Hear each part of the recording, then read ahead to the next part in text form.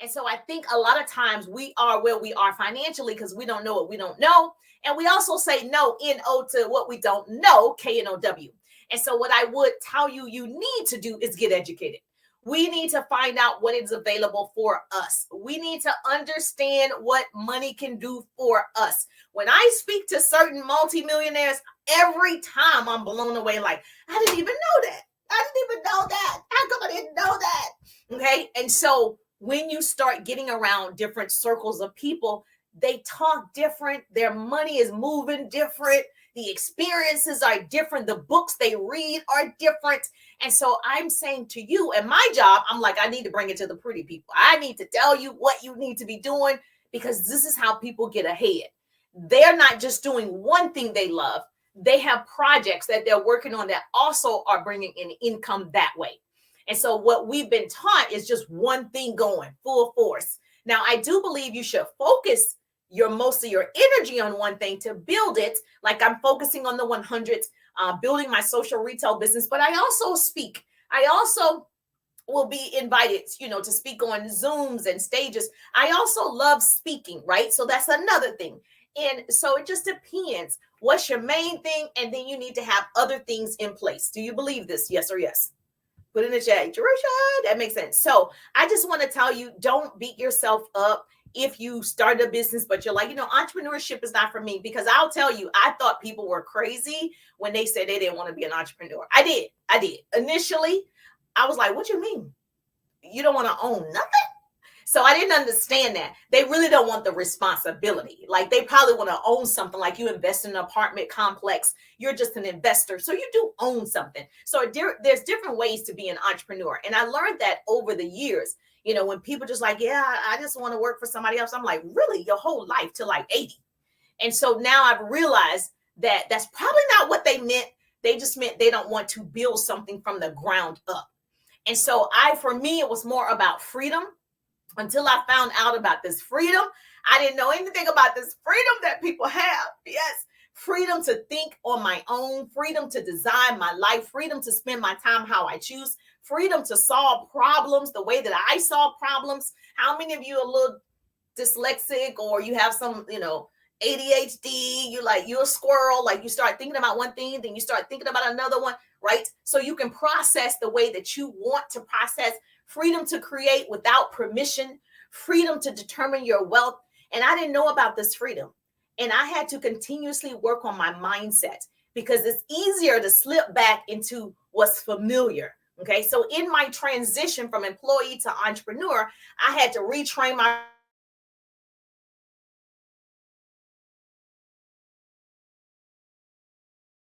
I'm my biggest cheerleader. Nobody cheers me on. I cheer myself on. Nobody's telling me I'm great. I tell myself I'm great. Let me just tell you, you will be your biggest encourager. And so I had to unlearn what I had learned, previously. Go to school. I have higher degrees, go work for a major television station, which I did, was in radio, all the things. I had to unlearn that that's the only way, that there's a better way for those who are cut out to do it. And that's what we're going to talk about. So are you cut out to be an entrepreneur? Because that is not taught in school. So there are a few signs that you may not be cut out to be an entrepreneur. So let's explore some of these, okay? And understand this is from a loving place. I definitely want people to figure out what makes them happy. I did a quick video. I went, running today at the park, and I was like, today is your day to be happy. We choose to be happy. And so even when I don't feel good, I could be upset, I could be crying. I'm like, I choose to be happy. And I just make myself happy. It's the craziest thing when you have control like that. And so, number one, write this down. Pretty person gonna put this in the chat for me, okay? Number one, that this might be a sign that entrepreneur may not be for you, might not be quite cut out yet. Some of us need to mature, right? Doesn't mean you don't want to own anything passively. You like to stay in your comfort zone. I'm going to leave that right there on the shelf. You like to stay in your comfort zone. That's you. When was the last time you did something that scared you to death? Okay, that means you might like to stay in your comfort zone. Success is on the other side of your comfort zone. The thing you don't want to do is the thing you need to do to go to your next level. I didn't want to come online. I was like, I already did it offline. I'm a face-to-face person. I got personality. I got charisma. I'm face-to-face, baby. And then it was like, no, you need to get online. I'm like,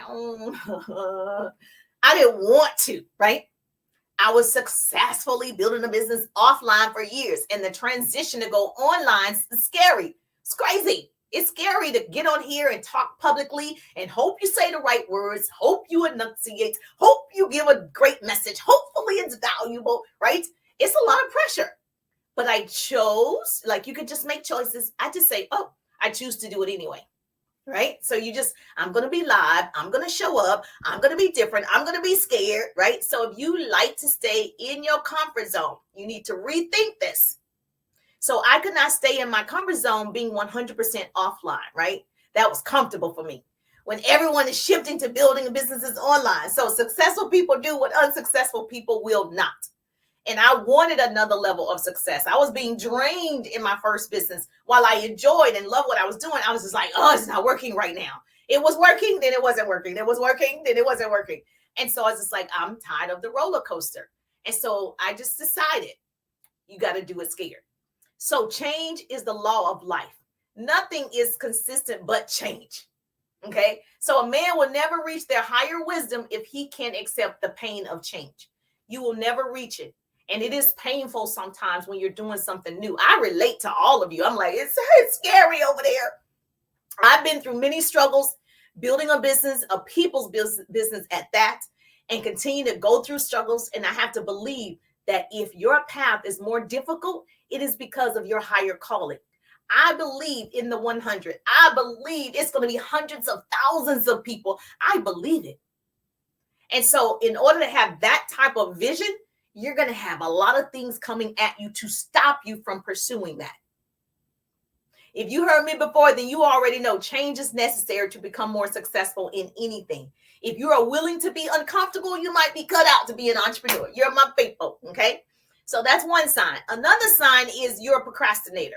Now, I kind of don't believe in procrastinators. I know you guys heard E.T. How many of you are a fan of Eric Thomas? All right, so you're familiar with E.T. And he says there's no such thing as procrastination. It's just not that important to you yet. I added the yet, okay? Because it could be important, but not priority. We tend to handle our priorities first, right? And so E.T., he talks about, and he tells a story about there was a college student who claims to be a procrastinator. And so he asked that college student to meet him at the office at 3 a.m. in the morning. If he got there at 3 a.m., he's going to give them $5 million. The college student was there, at 2:30. And so he was like, I thought you was a procrastinator. You said you can't get to class on time. You can't turn in your homework on time. But look at here, you're 30 minutes early. You're not a procrastinator. The truth is, okay, it's not that important to you yet. That's all it is. It's not a priority yet. Because if it was, you would have done it. Yes or yes. So people, that say, oh, I didn't have time. They watch TV, hang out with friends. They go out to eat, shopping, surfing the internet, whatever. I'd rather have discomfort now and have victory later. You're not a procrastinator. You're just choosing not to. And I choose to do income producing activities. Yes, I watch TV, but I'm also working. Yes, I have fun with my family, but I also work. Like, I think you can do both. I think there are seasons you do more than the other sometimes. Okay. So if you're a procrastinator, that might be a sign you might not be cut out. Number 3. Okay. You think it's a path to quick money. No, ma'am. Can you make a lot of money? Yes. All right. But is it a quick path? There's no quick path. Right. And so you got to be very careful, with people like, oh, this is a quick way. It is a way that you can make a few $100,000 like now. That's not a lot of money. So right now you can make an extra $1,000 a month. That's not a lot of money, right? That's quick. Success is not getting rich quick. And so do I believe in a business like mine that I'm developing the 100? Yes, you can make quick cash right now. $100, $200, $300, $500. That's quick money. You want to make some quick money? Let's talk about it. But that's not rich. And so it's important that you understand good things take time. You don't want to rush. We rush in everything else in our lives. We rush to warm up our food in the microwave. We rush now with the air fryer, like put it in the air fryer. That's me. I'm talking to myself. Oh, I don't fry no chicken in grease or anything. Oh, put it in the air fryer because we want it quick, fast, in a hurry. Now, some things take time. It tastes better when it's in the oven. Let's be truthful. Yes or yes. Okay, good. You understand. Like Jerusha, that's true. Some things just don't taste right in the air fryer or the microwave. And so that might be a sign. If you want it too fast, you want to get rich too fast, you probably need to slow down. Number 4, what I can tell you, and I got to go shortly, is you make a lot of plans, but you don't take action. That might be a sign. It might not be cut out for you. Write this down. Number 4, you make a lot of plans, but you don't take action. Now, these people usually make me mad. Okay. You know, the people that the would have, they could have, they should have. They never take action. Inaction breeds doubt and fear. Action breeds confidence and courage. Action. That's why I came live. I was like, all right, I got to pick up my son by 1 o'clock. I need to go live right now. I'm going to take action. That's the only difference. I'm not that special, right?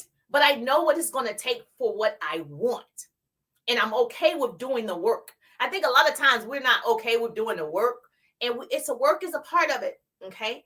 Work is a part of it. So yes. Number 5, put this in the chat for me. If you loving this goodness, I know you share it with 2 people, share the broadcast. That's what you can do for me. The pretty community, we share. When I share, you share. That's how we change the world. Yes, knowledge is the new rich. Thank you so much for sharing. Love the hearts, love the roses on TikTok. So number 5, you don't know how to create a marketing strategy or how to learn how to market yourself, your brand. Building an online business or any business require marketing all the time. All the time.